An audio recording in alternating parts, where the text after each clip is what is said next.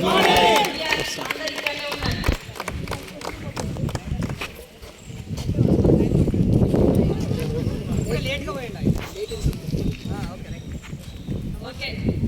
మరి కార్ ఏ విధంగా తీసుకున్నారో కార్ ఓనర్స్తో మాట్లాడిద్దాం. ఇక్కడ మాట్లాడండి.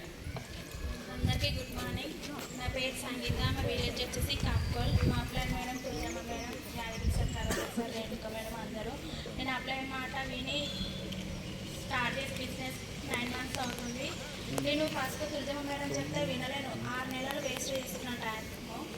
గోక్రాన్ మీటింగ్ వెళ్ళేసి వచ్చినాక ఫోన్లలో స్టేటస్ పెట్టి అప్పుడు నమ్మి బిజినెస్ అనేది స్టార్ట్ చేసిన. హెల్త్ పరంగా వచ్చి నేను స్టార్ట్ చేసిన.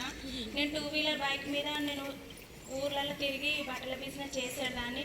నేను కార్ తీసుకుంటానే కూడా నమ్మకం, హోప్ రాలేదు. ఎక్కడ హోప్ వచ్చిందంటే మనం షాప్ చేంజ్ చేయడం వల్ల హోప్ వచ్చింది. నా కళ్ళతో చూసిన అప్లై మేడంకి తులజమ్మ మేడం కార్ వచ్చినాక నాకు కూడా వస్తుంది, కానీ నేను 2-wheeler మీద బైక్ మీద వెళ్ళి నేను ఎన్ని రోజులు కష్టపడ్డా కూడా నాకు ఏమీ రాలేదు అనే నమ్మకంతో నేను చేసిన, ఫుల్ టైం చేసిన. ఇప్పుడు 6 months నుంచి కార్ కూడా తీసుకున్నాను. Thank you. మా సార్ ప్రైవేట్ ఎంప్లాయీగా పనిచేసి కూడా అక్కడ 20,000 వచ్చేది కూడా పొట్ట బట్టనే వెళ్ళింది.